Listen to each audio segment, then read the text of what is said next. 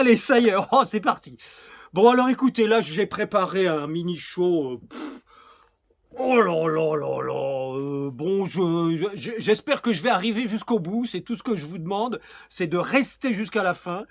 Et là, avant de commencer, vous vous abonnez, vous appuyez sur la petite cloche, comme ça vous allez être prévenu à chaque fois que je ferai un mini-show les prochaines fois, parce que ça va, j'en ferai peut-être pas chaque semaine, des fois c'est le vendredi, des fois c'est le samedi, vous voyez bien. Donc abonnez-vous déjà, ça fait un peu monter les algorithmes, et surtout là, vous allez voir, il y a plein de trucs où vous n'allez pas être d'accord, ou bien vous allez être très d'accord ou pas du tout d'accord. Et donc là, vous mettez votre réaction en commentaire. Vous mettez, dès que vous, hop, vous faites pause, et vous écrivez un commentaire, et vous continuez à écouter la vidéo ou à la visionner. Donc vous faites ça déjà, des commentaires, et là tout de suite, abonnez et un like. Vous mettez un like, puisque de toute façon vous m'aimez bien, donc vous pouvez mettre un like avant d'avoir vu la vidéo. Allez, c'est parti. Donc, on va parler de beaucoup de choses. Je vais essayer de faire une synthèse de tout ce que j'ai ressenti, de tout ce que j'ai lu, de tout ce que j'ai vu, visionné, depuis là, 10 jours, 10, 15 jours. Je n'arrête pas, depuis que je fais ma terrasse, tout en faisant ma terrasse, je n'arrête pas de penser à ce mini-show que vous allez découvrir maintenant. Alors, écoutez bien. Alors, d'abord, disclaimer, avertissement. Je suis avec les lesbiennes, avec les gays, avec les bi, avec les trans, avec tous les gens qui sont pas comme tout le monde. Parce que franchement, s'il y a bien quelqu'un qui est pas comme tout le monde, c'est moi. Je suis pas comme tout le monde non plus. Vous non plus, vous n'êtes pas comme tout le monde. Personne n'est comme tout le monde. Chacun a son identité. Donc, je suis avec tous les gens qui ont des identités originales. C'est-à-dire, je suis avec tout le monde. En particulier avec les gens qui ont une identité encore plus originale que les autres.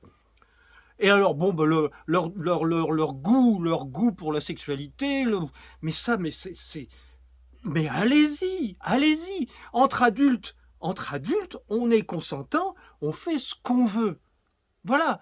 Tant qu'il n'y a pas quelqu'un qui vient te forcer à faire quelque chose que tu n'as pas envie de faire, mais allez-y, amusez-vous, éclatez-vous, dansez, faites la fête. Il y a vraiment, vis-à-vis de moi, il n'y a aucun problème. Je peux vous dire, quand j'étais à Paris, j'ai discuté avec des couples de nanas, des couples de mecs, des mecs homosexuels, des nanas homosexuelles, des mecs bi, des nanas bi. La plupart du temps, c'est des gens vachement sensibles, plutôt artistes, qui sont pas bêtes, qui ont une sensibilité, évidemment, un peu masculine, un peu féminine en même temps, et qui font jamais du prosélytisme, qui viennent jamais se mettre devant toi pour te dire ah ouais c'est bien ce qu'on fait. Non, non, non, ils ont juste, vous avez juste, tout le monde a juste, comme tout le monde, on a juste envie d'être tranquille, quoi, qu'on nous laisse vivre, et puis voilà, qu'on aime qui on veut et qu'on fasse ce qu'on veut. Voilà, on n'a surtout pas envie de prendre le pouvoir et d'essayer d'obliger les autres à suivre nos inclinations. Bah oui, évidemment. Alors, je comprends le scandale que la cérémonie d'ouverture des Jeux Olympiques, on n'a pas encore vu la cérémonie de clôture, mais bon, on verra, on va peut-être rigoler. Donc la cérémonie d'ouverture des Jeux Olympiques, bon, c'est grandiose comme truc. J'imagine pas les millions d'euros que l'État, c'est-à-dire nous, avons dépensé pour financer cet énorme truc. Des bateaux, des drapeaux, des lasers, c'était énorme, des effets spéciaux, tous les monuments de Paris illuminés.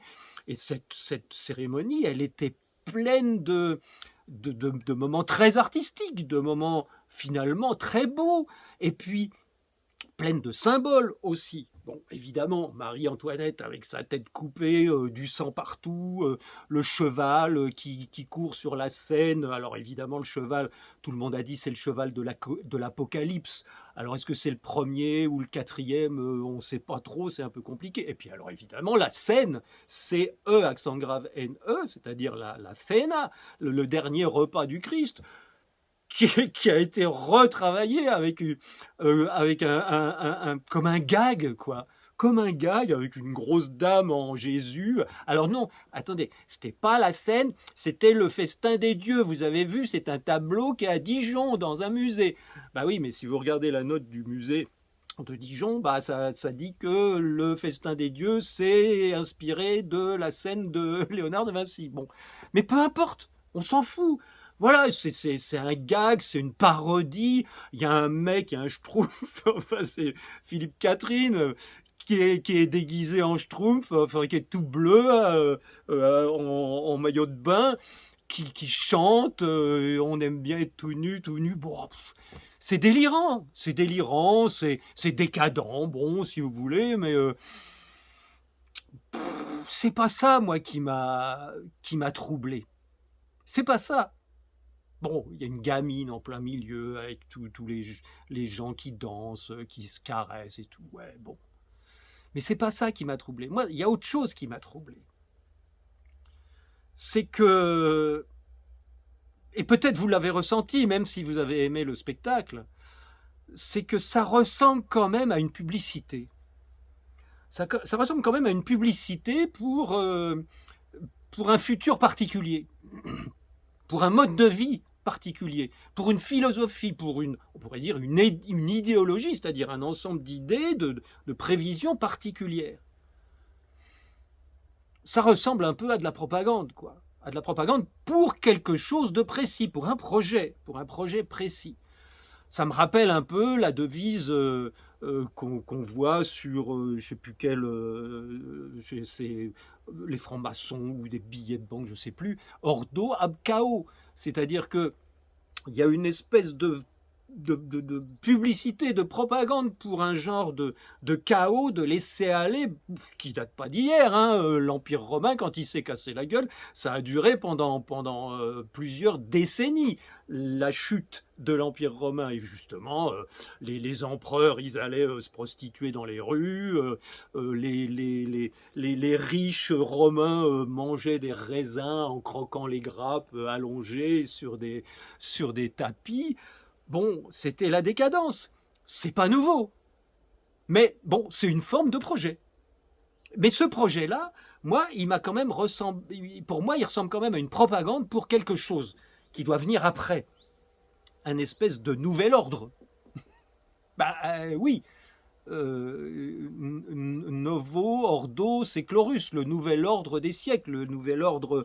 Alors évidemment, ça peut être un nouvel ordre mondial dans la mesure où, ça sera mon point suivant, si on regarde les pouvoirs qui font que une entité étatique ou une entité de pouvoir, on pourrait dire, peut diriger toute une région. Qu'est-ce qui fait qu'une entité va pouvoir diriger toute une région? Bon, dans les démocraties, il y a trois pouvoirs. Le pouvoir exécutif, le pouvoir législatif et le pouvoir judiciaire. Le pouvoir législatif, il fait les lois, il écrit les lois. Le pouvoir exécutif, il fait exécuter les lois avec l'armée ou la police ou les prisons, etc. Et le pouvoir judiciaire, il punit les gens qui n'ont pas respecté les lois. Bon, c'est comme ça que ça marche, les trois pouvoirs. Normalement, ils sont séparés les uns des autres. Plus on s'approche d'un pouvoir totalitaire, plus les pouvoirs sont concentrés dans les mains d'une petite élite. Là, en l'occurrence, en France, en ce moment, et dans le monde et en Europe, le pouvoir exécutif est entre les mains du gouvernement, l'Assemblée est entre les mains de la même clique, du même gouvernement. Quand il y a une majorité à l'Assemblée, évidemment, l'Assemblée va voter les lois qui sont proposées par le gouvernement. Normalement, l'Assemblée pouvait aussi faire des propositions de loi. Mais là, non. Là, maintenant, ce ne sont que des projets de loi qui sont proposés par l'État à l'Assemblée, qui les vote, qui les valide. Si l'Assemblée veut pas les valider, il y a dans la Constitution l'article 49.3 qui permet de passer outre l'autorisation de l'Assemblée. Donc le pouvoir exécutif, il est dans les mains du gouvernement, point. Et le pouvoir législatif, il est dans les mains du gouvernement aussi. Il reste le pouvoir judiciaire, et là, le pouvoir judiciaire, bon, je ne vais pas m'étendre là-dessus, mais malheureusement, on le constate dans certaines affaires qui touchent à des gens qui sont au-dessus des lois ou à des questions judiciaires qui sont en dehors des lois, on pourra peut-être en reparler tout à l'heure, au niveau des élites, au niveau du 0,1% qui est au-dessus de tout, au niveau de la pédocriminalité, qui est un sujet complètement tabou dans les tribunaux. Et donc, on s'aperçoit que même le pouvoir judiciaire, il est, on va dire, plus ou moins contrôlé par la même clique. Donc tout ça, ces pouvoirs-là, en France, c'est un groupe qui les contrôle. Au niveau européen, c'est aussi un groupe qui les contrôle, mais qui n'est pas contrôlé directement par les pays européens, qui est contrôlé par pareil, une clique, qui contrôle l'Assemblée, qui n'a quasiment pas de pouvoir, et qui émet des directives qui sont retranscrites à la lettre dans les gouvernements des différents pays européens. Donc il y a un pouvoir, on va dire, législatif, qui ne dit pas son nom, qui permet par les directives européennes, et ça vous regardez les travaux de François Asselineau, il vous explique ça très très bien, vous avez des directives européennes qui redescendent au niveau des gouvernements européens et qui sont exécutées de cette façon-là. Et ces directives européennes, elles sont pas votées, elles ne sont pas décidées, elles sont écrites par des gens qui écoutent ce que leur demandent les lobbies pharmaceutiques, les lobbies de l'énergie, etc., qui se font écrire des lois sur mesure qui sont ensuite exécutées par les différents gouvernements. Donc là où on n'est pas dans des démocraties, c'est sûr et certain. Au-dessus de tout ça, alors attendez, je vous parle rapidement des différents outils dont disposent, on va dire, les forces qui gouvernent vraiment les choses, c'est-à-dire les grandes entreprises, les multinationales, les gens qui ont le pouvoir d'influencer les gens qui vont vraiment prendre les décisions législatives. Ce groupe de gens, y compris évidemment les milliardaires qui contrôlent ces différentes entités de sociétés, d'entreprises, tous ces gens-là contrôlent pas que ça. Ils contrôlent pas que ça du tout. Ils contrôlent en particulier le quatrième pouvoir, qui est les médias. Alors, les médias grand public.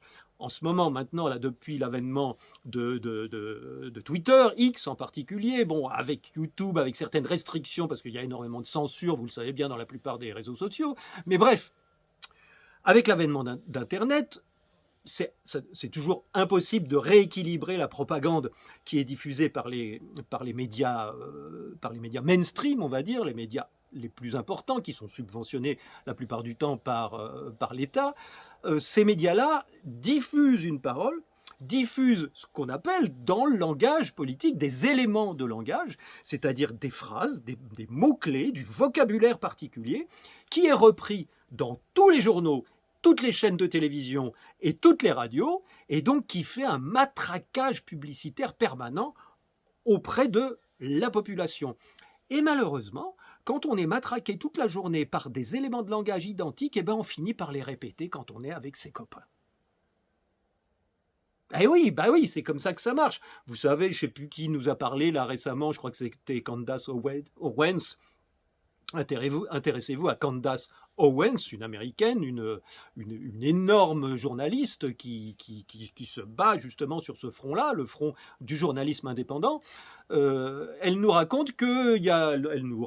qu'il y a une expérience où on met dans une salle des cobayes. Enfin non, on met dans une salle, oui, des cobayes avec des complices. Les complices, on leur montre, et les cobayes, on leur montre des triangles et on leur montre des carrés. Et quand on leur montre un triangle, ils disent c'est un carré. Et quand on leur montre un carré, ils disent c'est un triangle. Tous les complices disent ça. Eh bien les cobayes, au bout d'un moment, ils n'osent plus dire le contraire. Le mec, il y a peut-être qu'un cobaye, je me suis peut-être trompé. Bon, il faudrait que je reprenne tout, mais bon, je vais pas refaire un tournage. Donc, il y a un cobaye et plein de complices. Tous les complices disent l'inverse de ce que le mec, le cobaye, voit de ses yeux. On leur montre un triangle, ils disent c'est un carré. Et bien le mec, au bout d'un moment, il dit comme les autres. Il n'ose pas dire le contraire, parce que l'appartenance au groupe est plus importante pour le cobaye que la réalité, que la vérité. Donc voilà, donc on est foutu. Si on entend des éléments de langage toute la journée, on finit par les répéter avec ses copains. Alors, ils contrôlent ça, le vocabulaire, les éléments de langage. Mais bon, ces élites-là sont en contact avec les élites de Hollywood, les élites de tous les centres culturels de la plupart des pays occidentaux, et donc ça leur permet, ça permet à ce sommet de la pyramide de contrôler également la culture, le cinéma, le show business, la chanson, les modes qui permettent d'influencer les gens qui ne s'intéressent pas à la politique. Vous regarderez certains clips de certains chanteurs ou de certaines chanteuses, il y a de la propagande dedans. Il y a du subliminal, il y a des messages, il y a des symboles, il y a des projets politiques et sociaux qui sont dans les interstices des morceaux, des chansons, des musiques. J'ai un très bon ami qui, à une époque de sa vie, travaillait pour la Warner, un des plus grands éditeurs de musique et producteur de musique, qui avait sous signature les plus grandes stars de l'époque. Et ben, figurez-vous que comme c'était un génie de la musique, un génie des rapports, mon copain là, un génie des rapports entre la musique et les émotions, et ben quand il y avait une chanson qui était faite pour devenir un tube et qui fonctionnait pas exactement selon le plan qui était prévu, on appelait mon copain, enfin il travaillait à la Warner, donc il faisait partie d'une équipe qui avait de gros moyens pour retravailler un morceau de manière à lui redonner le pouvoir émotionnel qui était prévu au départ et qui n'avait pas été tout à fait atteint. Parce que la musique influence les émotions, influence les décisions qu'on peut prendre dans sa vie. Ah ben oui, évidemment, une star de la chanson influence énormément, énormément. Donc ça, c'est dans le sac. Le cinéma, Hollywood, évidemment, c'est dans le sac. Vous savez qu'il y a plein de films qui sont censés nous préparer à des événements qui vont avoir lieu dans le futur, parce que, je ne sais pas si on aura le temps d'en parler, mais bon, quand on est à ce niveau de pouvoir et de richesse, on a une vision à long terme qui nous manque cruellement à nous, les gueux. Et donc cette vision à long terme, elle permet, sur des années, des décennies, de savoir ce qu'on va faire dans 10, 20, 30 ans, et donc de préparer les populations, de préparer la propagande de manière à influencer la pensée de la création d'un futur particulier qu'on est en train déjà de créer pour les décennies à venir. Donc évidemment, contrôle de la médecine par les laboratoires pharmaceutiques, ça on n'en parle même pas, vous avez vu ce qui s'est passé pendant le Covid, vous êtes au courant maintenant. Contrôle de l'énergie par, particulièrement en France, le contrôle de l'énergie nucléaire, qui peut être en même temps une arme de dissuasion massive extrêmement importante. Je ne sais pas si on aura le temps d'en parler. Et puis, bon, évidemment, le contrôle des terres agricoles, de l'alimentation, de la grande distribution, etc. Et alors, au-dessus de tout ça, tout en haut de la pyramide, vous regardez sur les billets de 1 $, il y a une pyramide en pierre avec un petit sommet séparé, et là, il y a un œil. C'est l'œil de la connaissance. Et la connaissance suprême, c'est la monnaie. C'est pour ça qu'il y a une pyramide avec un œil en haut sur les billets de 1 $. Parce que le pouvoir de la monnaie, qui est en ce moment, c'est en train beaucoup d'évoluer, je vous en avais parlé la dernière fois, regardez la vidéo ici, mais c'est le pouvoir de la monnaie, pour l'instant, appartient encore à la principale banque des États-Unis, à la Banque fédérale, qui crée des obligations, qui vend les obligations et qui crée donc de la monnaie pour les banques commerciales de manière à ce que le crédit puisse être distribué dans la population. Donc c'est de la création monétaire pure qui permet aux banques d'acquérir des biens par création monétaire et de vendre du crédit en gardant les reconnaissances de dette qui deviennent un actif pour la banque. Donc c'est se créer un actif en créant du vent.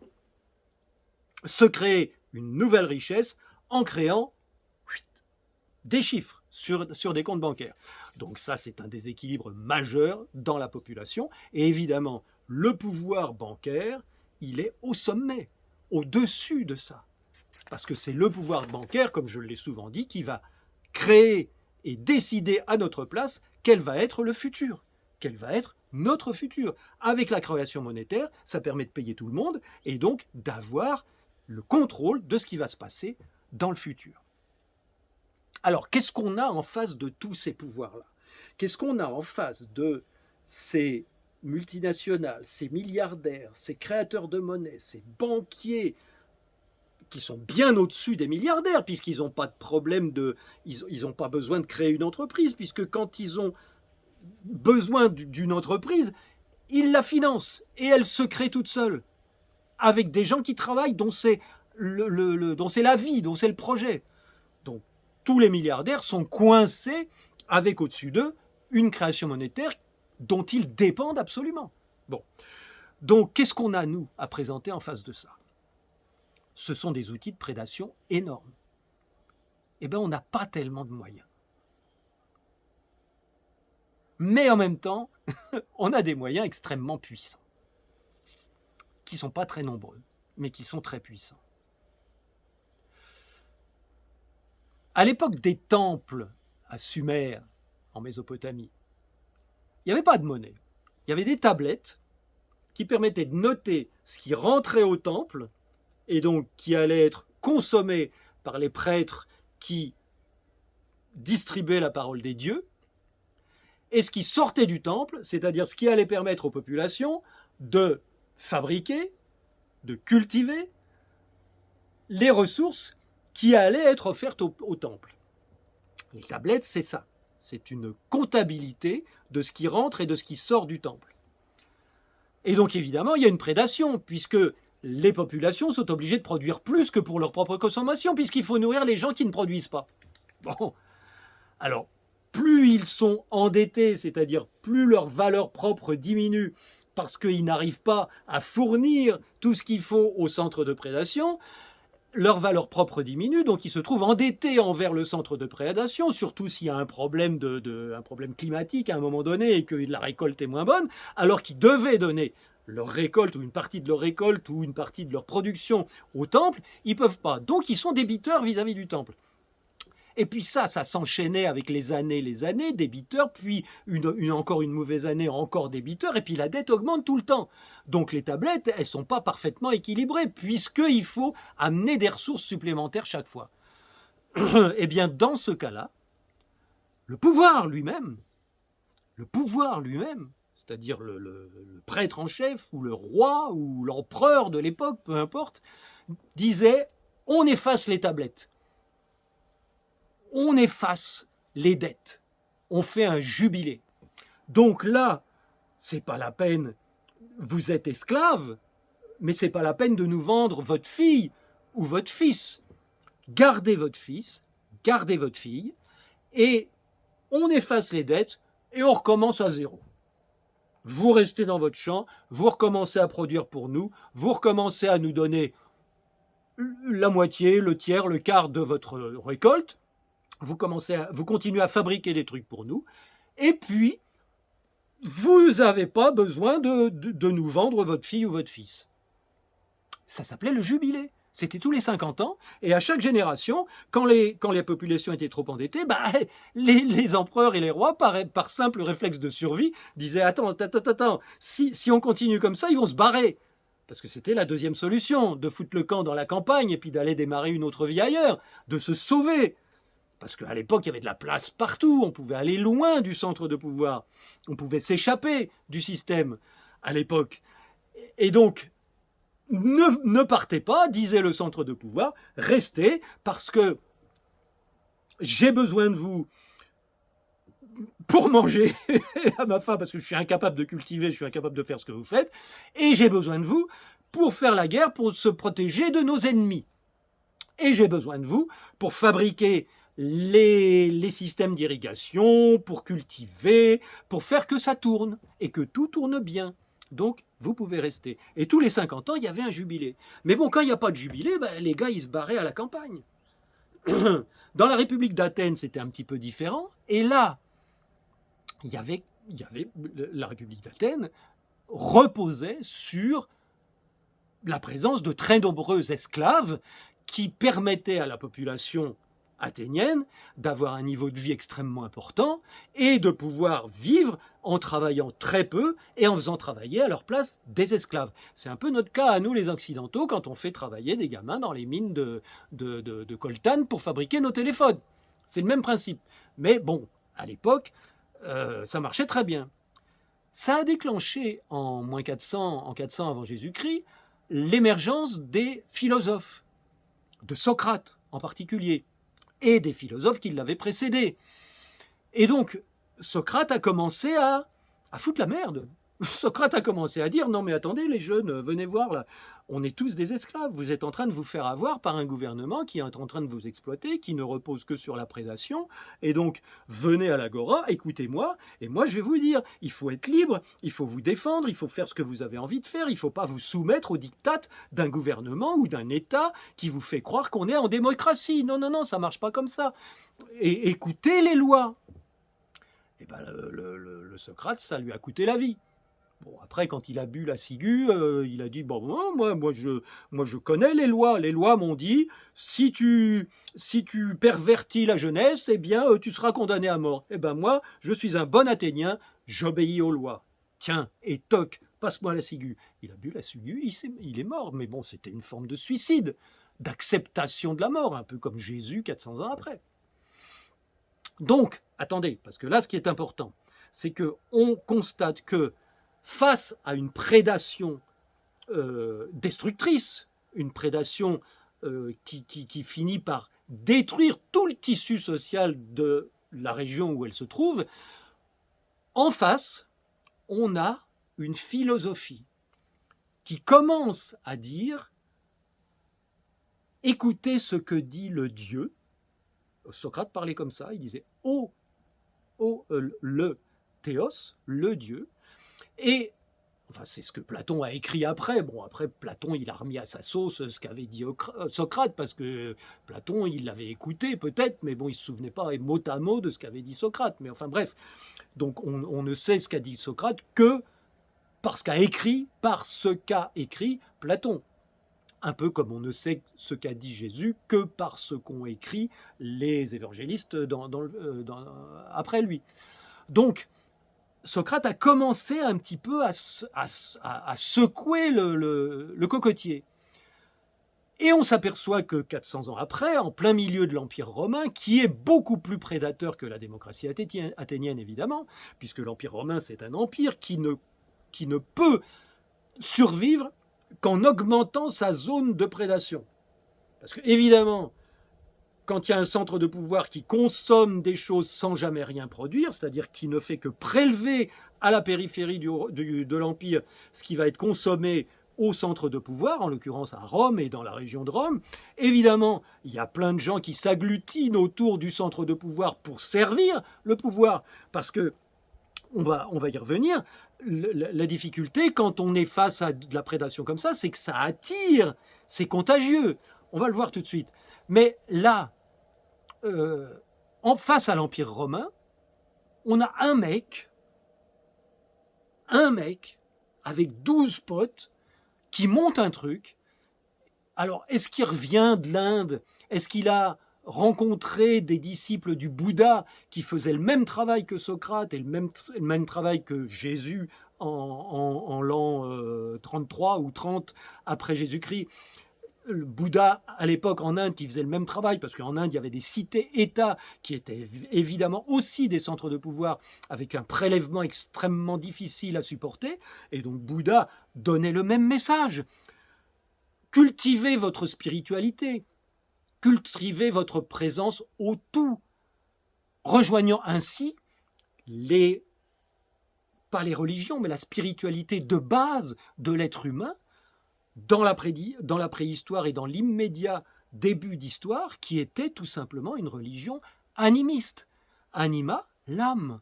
L'animisme, c'est il y a une âme dans tout. Et nous sommes dans tout, donc nous avons une âme, mais la fleur a une âme, le rocher a une âme, l'oiseau a une âme. Donc l'animiste que moi j'ai bien connu en Afrique dans les années 80, dans des petits villages dans la brousse en Casamance, quand on buvait un coup de bounouk, le chef du village versait un petit peu de bounouk par terre pour les ancêtres, pour la nature, pour communiquer entre nous et avec le tout, le fait que nous sommes des humains et que nous avons conscience que nous sommes partie du tout. Donc cet animisme-là, il a été tout simplement repris par les premières religions, le bouddhisme, parce que le message de Bouddha, c'est exactement la même chose. Vous êtes le tout, cherchez à comprendre que vous faites partie du tout. Le message de Jésus, adapté à son époque, c'est la même chose. Vous êtes Dieu, c'est-à-dire le tout, et comprenez que Dieu est en vous, que Dieu vous aime, que Dieu est amour, et que vous faites partie de Dieu, et que Dieu fait partie de vous. Écoutez ce qui se passe à l'intérieur de votre cœur, de votre sacré cœur qui rayonne, et devenez ce que vous êtes. Donc voilà. Donc alors ce qui est très curieux, c'est que face à une prédation, l'Empire romain, les cités-États de l'Inde, l'Empire romain et pardon, la démocratie athénienne, on voit que ça émerge, qu'il y a de la spiritualité, qu'il y a des choses qui permettent de relier les hommes à ce qu'ils sont vraiment, qui émergent, qui naissent. Et ça, c'est vachement intéressant, parce que ça veut dire que la démarche que nous pouvons entamer pour rééquilibrer les forces de prédation auxquelles nous faisons face, cette démarche-là, comme disait André Malraux il y a bien des années, c'est une démarche spirituelle. Et donc lui, il disait, le XXIe siècle sera spirituel ou ne sera pas. Parce qu'à l'époque, on avait peur d'une guerre mondiale, on avait peur de la bombe atomique, etc. Maintenant, les choses ont beaucoup changé parce qu'il y a beaucoup de communication entre les ennemis potentiels. Et donc, on sait très bien, enfin, ils savent très bien tous, à part quelques cinglés, que s'ils commencent, ils vont en reprendre autant, sinon plus. Donc, il y a quand même un réflexe de survie, malgré tout, qui se met en place. Mais à l'époque de Malraux, non, c'était si on n'est pas spirituel, tout va péter. Moi, je pense que maintenant, je dirais plutôt, le 21e siècle sera spirituel. Point.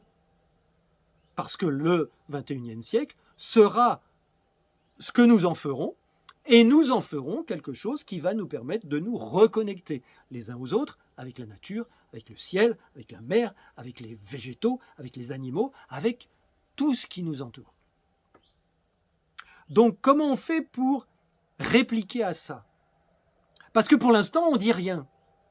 Pour l'instant, on encaisse. On encaisse, hein. On encaisse vachement. Hein.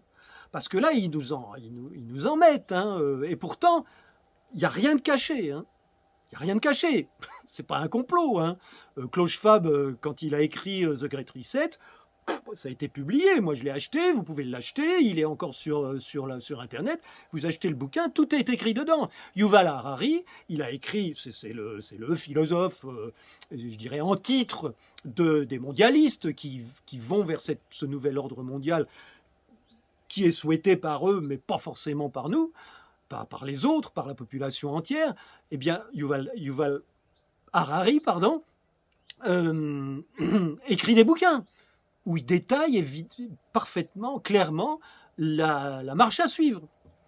Donc, nous, quand on dit rien, c'est très facile pour quelqu'un qui a la perversité d'avoir un projet qui consiste à faire valoir seulement son projet et à faire valoir seulement son idée de son confort. Quand on est face à quelqu'un comme ça, c'est très facile pour lui, pour ces personnes-là, de dire écoutez, on vous a tout montré, vous n'avez rien dit. Donc on a continué, qu'est-ce que vous voulez que je vous dise, moi? Ça s'appelle plausible denial. Ou plausible, ça s'appelle le déni plausible. C'est-à-dire que pour que ça passe, il suffit de garder en réserve un argument qui permet de dire oui, mais non, c'est pas ça qu'on a voulu dire, vous l'avez vu ce qu'on voulait dire, donc vous n'avez pas compris, sinon vous vous seriez opposé, mais vous n'avez rien dit. Donc on a continué. Alors comment, quand on se remet du point de vue de la puissance, de la stratégie maximale de survie, parce que il ne faut pas oublier une chose, c'est que quand on est à ce niveau de puissance et de pouvoir, on est dans un système de peur, de paranoïa, qui a besoin de se justifier, qui a besoin de survivre.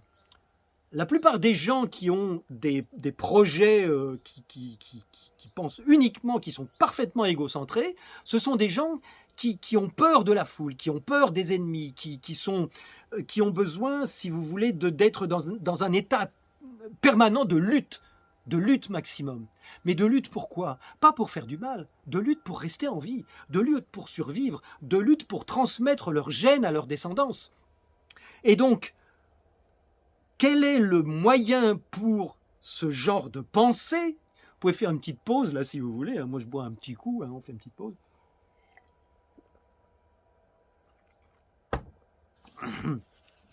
Donc,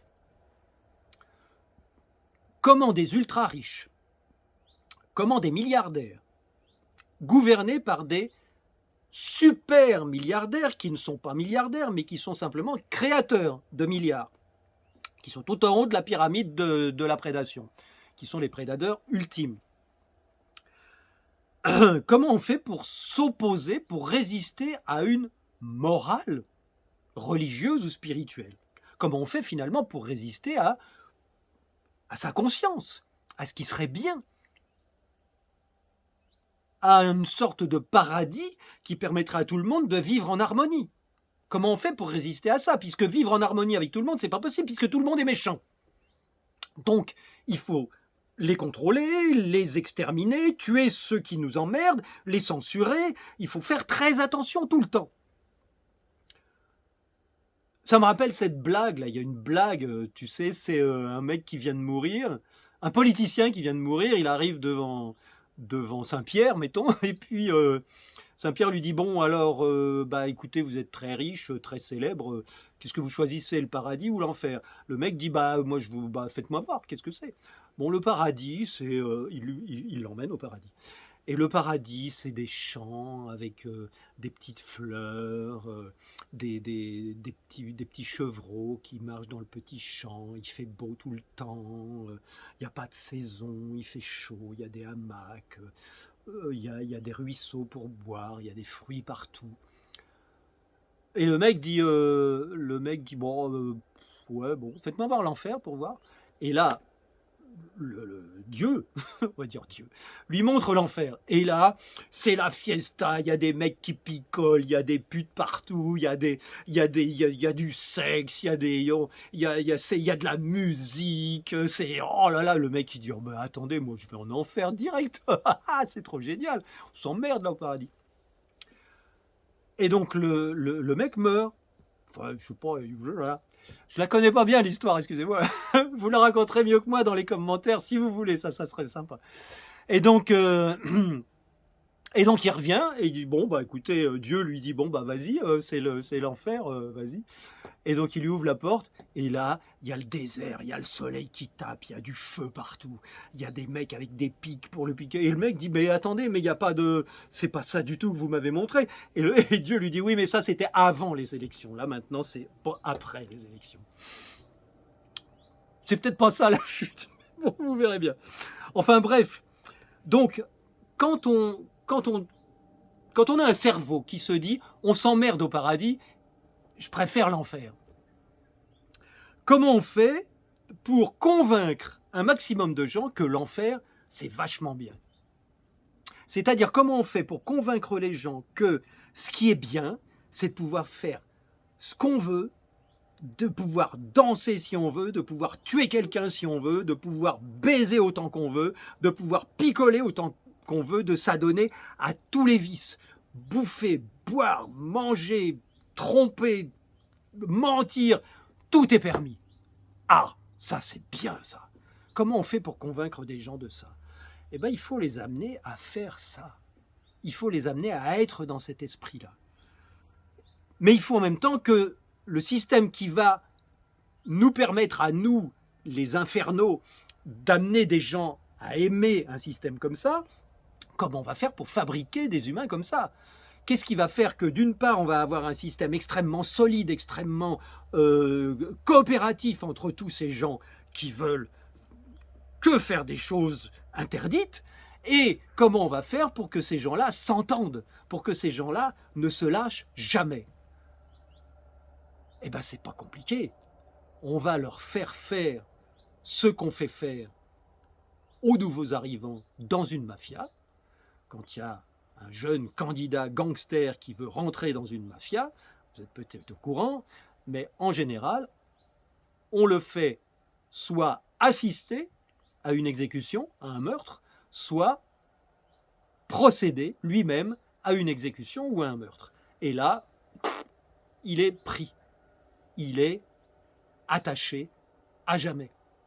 D'une part parce qu'il a goûté à la mort provoquée, il a vu la mort de près, il a vu le souffle s'éteindre, il a vu le sang couler, et d'autre part parce que la mafia dispose contre lui d'un argument imparable: si tu fais pas ce qu'on te dit, on te balance ou on te descend.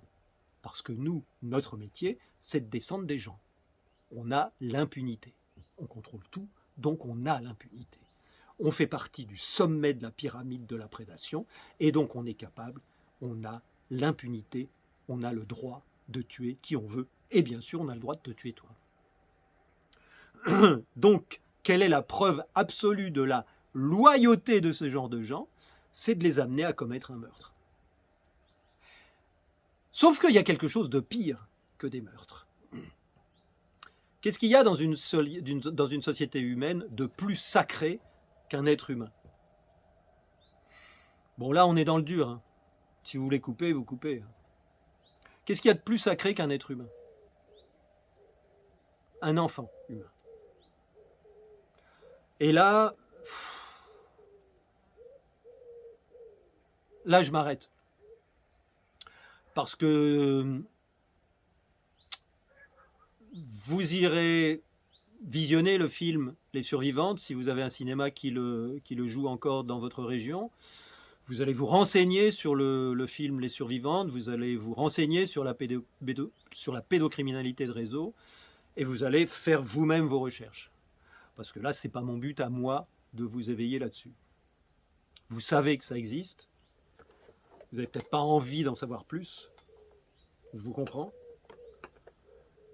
Mais toucher aux enfants, faire du mal aux enfants, on va dire, pour qu'aucune image ne se développe dans notre cerveau, faire du mal aux enfants, c'est ce qu'il y a de pire. Faire beaucoup de mal à des très jeunes enfants, ça, c'est ce qu'il y a de pire. Et donc cette violence-là, elle permet, quand on a piégé les individus à commettre ce genre de choses, quand on a incité ou autorisé des individus dans des cadres très particuliers à commettre ce genre de choses, bah là on est complètement assuré de leur, entre guillemets, loyauté. Et quand on a atteint ce niveau-là de prédation, il y a quelque chose qui est brisé en soi. Il y a longtemps, j'avais rencontré un type qui tuait des moutons. C'était un peu son job, les gens l'appelaient, c'était à la campagne, dans les Vosges. Et les gens l'appelaient quand ils avaient un mouton à tuer, ou un porc. Et donc il m'a un petit peu raconté comment ça marchait. Et avec son accent, il m'avait expliqué que « Oh, les saloperies! Oh, tiens, allez !» Et quand je regardais ses yeux clairs, je ne restais pas très longtemps en contact visuel avec lui. Je sentais que c'était un mec qu'il ne fallait pas emmerder. Un mec qui était prêt à démarrer au quart de tour, pour n'importe quoi. Et j'étais pas tranquille. J'ai eu une ou deux discussions avec lui, intéressantes justement, j'ai appris 2-3 bricoles, 2-3 trucs. Et j'ai compris que soit c'était quelqu'un qui avait extrêmement souffert pendant son enfance et qui donc était complètement insensible à la souffrance des animaux mammifères, gros animaux, soit c'était quelqu'un qui avait pris goût au fait de tuer. Et qui avait pris goût en ce sens que c'était devenu pour lui un genre de, peut-être pas de jouissance, mais en tout cas de revanche sur quelque chose. Et donc vous regarderez aussi, vous taperez programme MK Ultra, ce sont des programmes de lavage de cerveau, qui sont, dit-on, appliqués à certains enfants dès le plus jeune âge, pour en faire des gens sans émotion, des gens sans limite, sans regret, sans âme. Et donc là on s'attaque à l'âme la plus précieuse de l'humanité, l'âme d'un enfant. Voler l'âme d'un enfant, là c'est, je crois, c'est ce qu'il y a de pire. Tuer l'âme d'un enfant, c'est encore pire que de la voler. Si vous êtes parmi les gens qui ont subi des sévices pendant votre enfance, vous savez de quoi je parle. Et donc là, on aborde le dossier de la pédocriminalité, qu'on ne va pas aborder aujourd'hui. Mais il ne faut pas oublier que ce genre de, de piège, pour ce genre de personnes, c'est leur stratégie optimale de survie. Tout est permis, tout est possible, rien n'est tabou, il n'y a aucune limite. Donc, de l'intérieur, c'est un système d'autodéfense totale.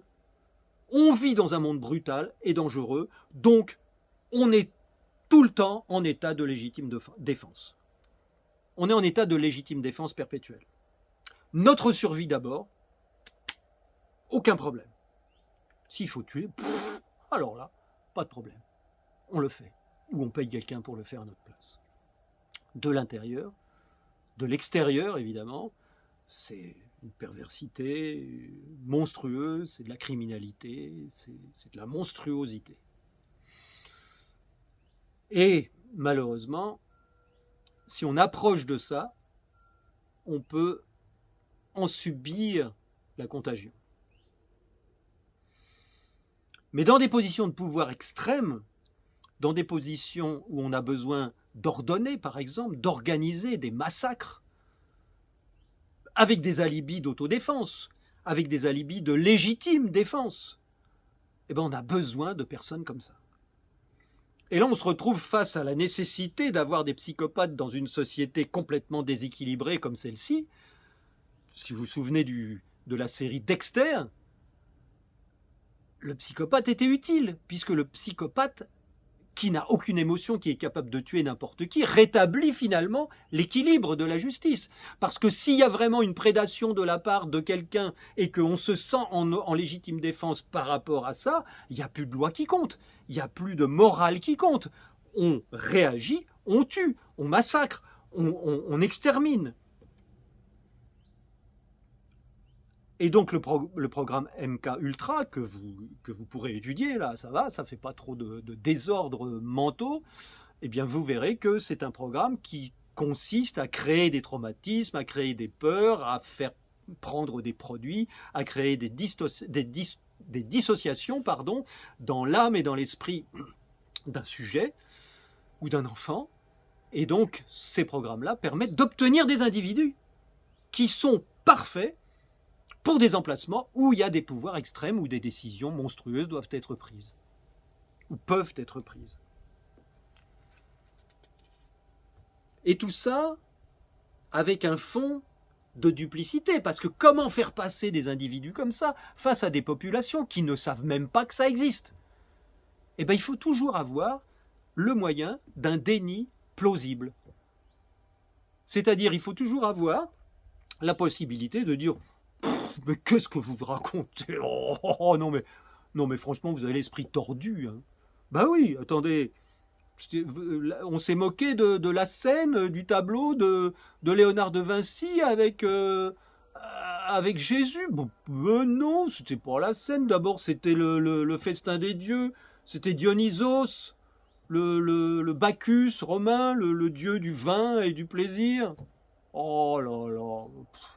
Non mais vous êtes complotiste, fasciste. Un massacre? Mais non, c'est pas un massacre, enfin, c'est de l'autodéfense. Non mais oh, oh. C'est pas... Voilà. Voilà comment ça marche. Et du coup, le public va dire, ah bah oui, bah si quand même, non, bah tu vois bien, regarde, ils disent bien que t'es un complotiste. Oh, allez, arrête avec tes trucs. Bon, fait beau aujourd'hui, hein? Bon, qu'est-ce qu'on mange? Et voilà. Donc, je disais tout à l'heure que le pouvoir, la richesse à ce niveau-là, c'était contagieux. Bah oui, parce que ça attire plein de gens, ça attire des complices, des exécutants qui vont la fermer. Qui vont la fermer, c'est comme ça. Parce que quand on travaille avec des tueurs comme ça, on moufte pas. Et puis on attend la promotion, on valide le système.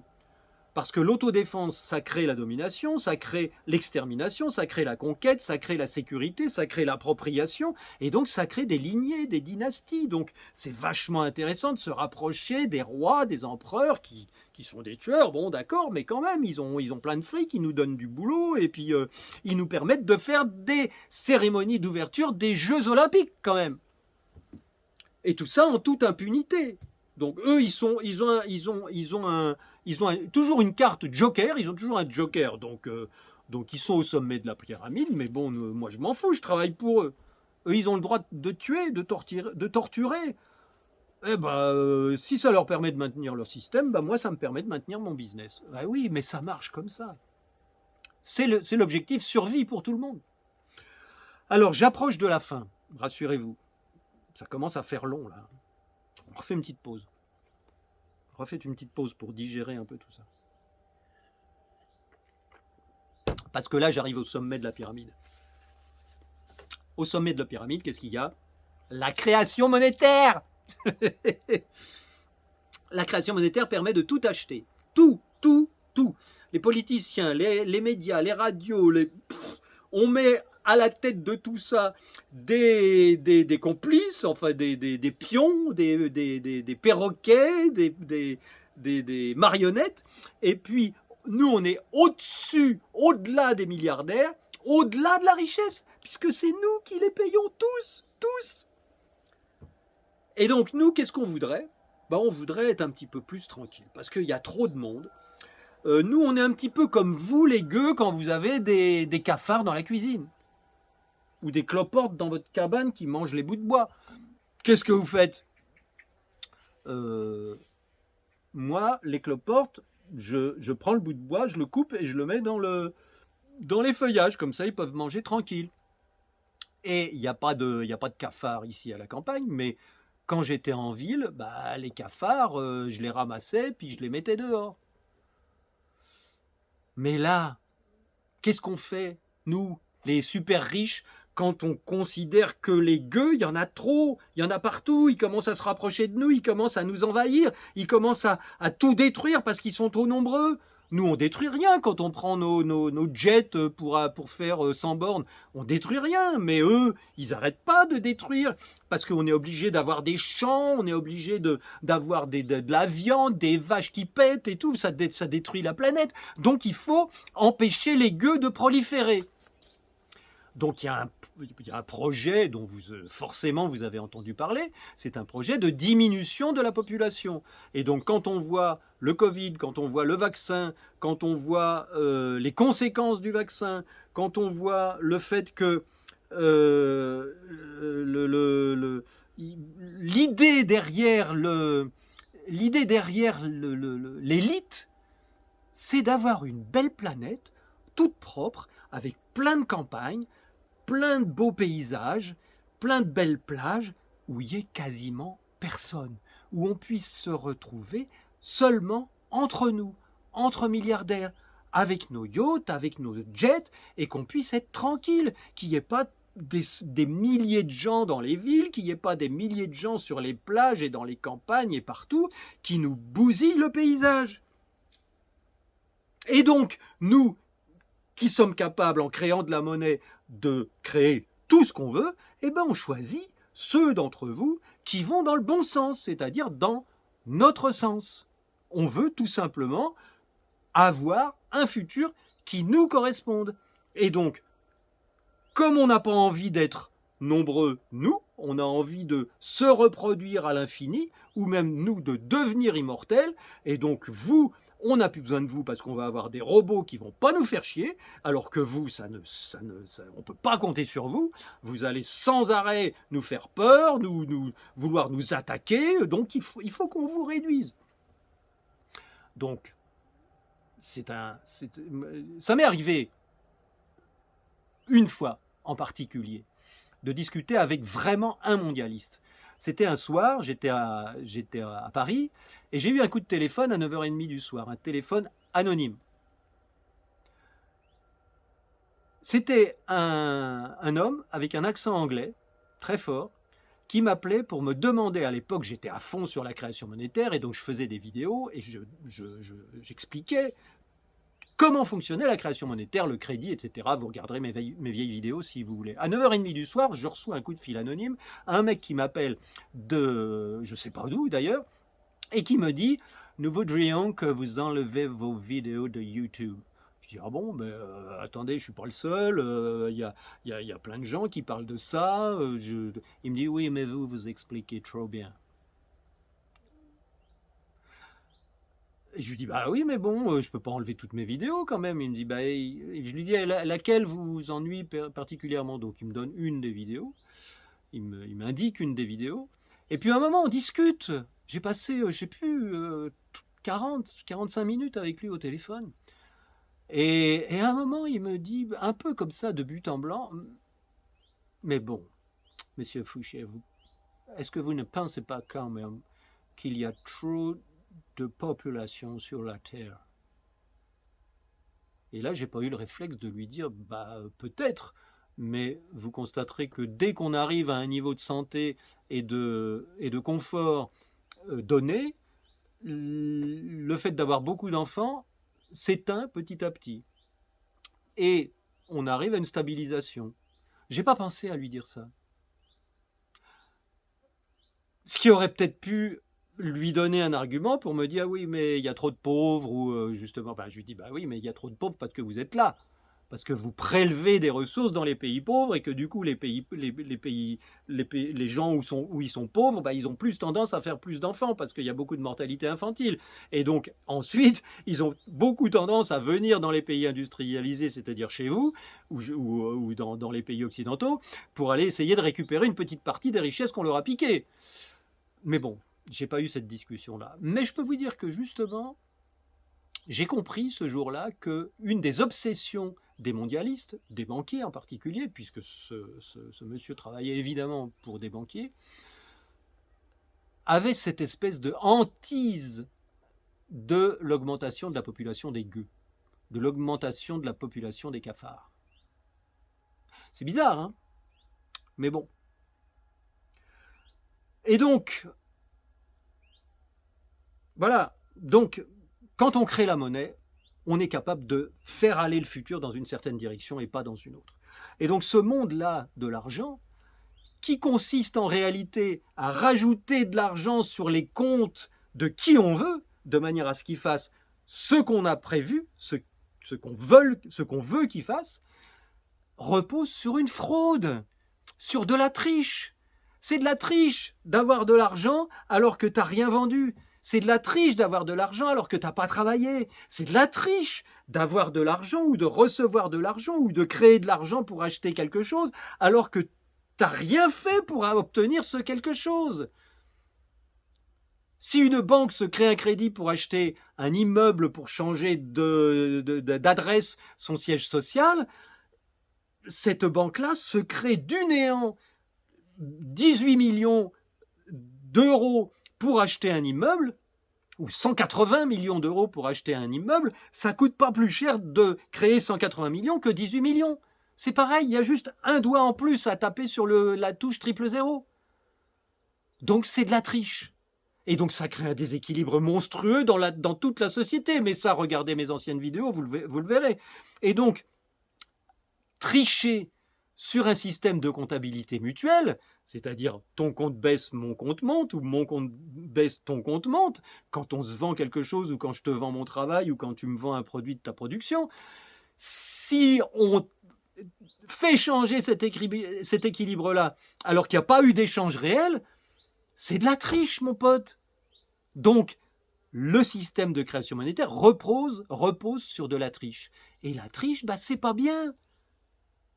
Et en face, la petite voix qu'on entend tous à l'intérieur de notre cerveau, la petite conscience qu'on entend, qui, quand on était enfant, faisait dire à la maîtresse « Madame, c'est pas juste !»« Madame, c'est pas juste !»« Je vais punir tout le monde s'il ne se dénonce pas !»« Madame, c'est pas juste !» Pourquoi le monsieur, il a tapé la dame, maman ? C'est pas juste. On sait ce qui est juste et ce qui n'est pas juste quand on est gamin parce qu'on a la petite voix qu'on entend bien. Et cette petite voix-là, on essaye de la faire taire. L'argent doit faire taire cette petite voix parce que l'argent est à la base une tricherie. Et que tricher, madame, c'est mal. Il a triché. J'ai triché, madame, c'est mal. Donc, si on veut que l'argent continue à dominer le monde, eh bien, le meilleur moyen de changer ça, c'est de se relier à quelque chose de plus grand que nous. Et le mot religion vient de relier. La spiritualité, c'est se relier à quelque chose de plus grand que nous. Et donc la spiritualité est censée, doit pouvoir nous permettre de nous relier à cet absolu, de nous relier à cette âme qui est partout, de nous relier à cette petite voix que nous avons tous et toutes à l'intérieur de nous. Même les pires d'entre nous, ils l'ont cette petite voix, sauf qu'ils ne l'écoutent pas, ou sauf qu'elle est tellement étouffée au fond de leur cœur qu'elle n'arrive plus à parler en eux. Et donc l'argent donne le pouvoir donne tous les droits, y compris le droit de tuer ou de massacrer quiconque s'oppose à nous. Mais l'esprit en face, la conscience en face, elle dit non, c'est pas juste. Et elle préserve l'équilibre, et elle préserve la vie, et elle préserve la destruction, elle empêche la destruction, elle permet la construction, elle permet la coopération, elle permet de se relier, elle est contre l'égocentrisme, la petite voix, elle est contre le fait qu'on pense qu'à nous tout le temps. Et donc, d'une part, créer de la monnaie, c'est créer un déséquilibre entre ce qui est pris et ce qui est donné. Le crédit, c'est un droit de prendre, c'est un droit de prélever, de mettre en esclavage quiconque accepte de tomber dans le piège. Et là, on peut se poser la question, et je terminerai là-dessus, et si tout le monde faisait comme toi ?